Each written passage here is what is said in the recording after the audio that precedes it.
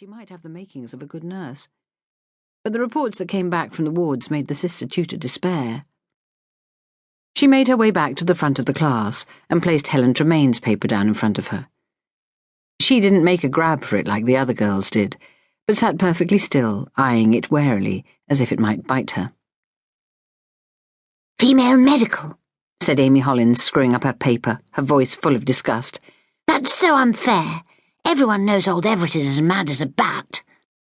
If you're unhappy with your allocation, I'm sure Matron would be pleased to discuss the matter with you. Sister Parker glared across the classroom at her. Amy blushed, her expression still mutinous. The sister tutor turned back to Helen, who had finally steeled herself to turn over her paper. "I hope you at least are satisfied with your allocation, Tremaine," she said, peering at Helen over her spectacles. "Yes, thank you, sister." "Your mother told me you were very keen to work in surgery. She mentioned you might like to be a theatre nurse when you qualify." Helen looked up at her, and Florence Parker caught a flash of dismay in her large brown eyes before her gaze dropped again.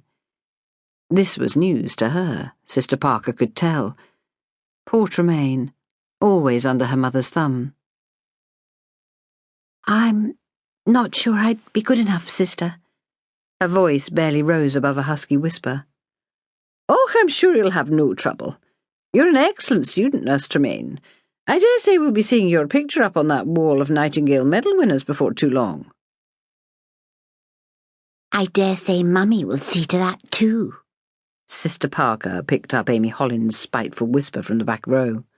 "It must be nice having a mother on the board of trustees." Helen must have heard it too. She ducked her head, the tips of her ears burning bright red under her smooth dark hair. Sister Parker remembered her last meeting with Constance Tremaine, when she'd marched into the classroom and demanded that Helen be allocated to theatre. After more than 40 years as a nurse, Florence Parker did not scare easily, but Mrs. Tremaine had made her feel like a terrified probationer again, being hauled in front of Matron. She glanced back at Helen, picking at her bitten fingernails. Whatever Hollins might think, Florence Parker couldn't imagine it was very nice to have Mrs. Tremaine for a mother.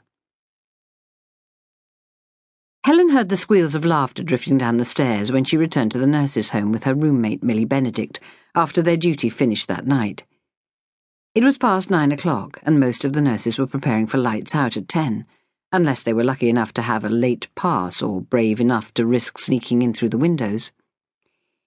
"Listen to that," Millie said as they took off their cloaks in the gloomy brown-painted hallway, taking care not to let their feet squeak too much on the faded lino. "It sounds as if someone's having a party." "Hollins," Helen replied. "I heard her planning it during supper." "I'm surprised Sister Sutton hasn't heard them, or that noise they're making." Millie glanced towards the Home Sister's door. "That's typical, isn't it?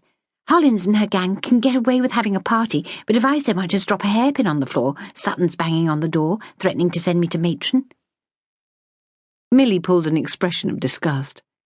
She was every bit as blonde and pretty as Amy Hollins, but with none of Amy's hard edges. "Perhaps she's asleep," Helen said. "Sister Sutton never sleeps. She prowls the corridor all night with that wretched little dog of hers, waiting to catch us poor nurses in the act of enjoying ourselves."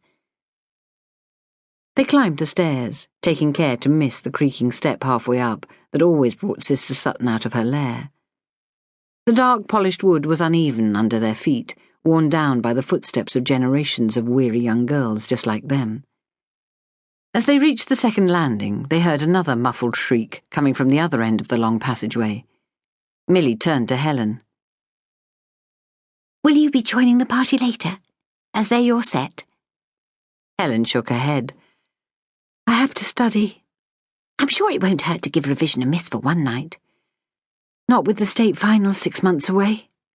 "But the others don't seem to care too much about that." "Perhaps they're more confident of passing than I am." Millie laughed. "Hardly. Everyone knows you're one of the best students at the Nightingale. You should go, Tremaine. You know what they say about all work and no play." "I told you. I don't want to." Helen started up the steep, narrow flight of stairs that led to their attic room before Millie could argue any more. She didn't want to tell Millie that she hadn't been invited.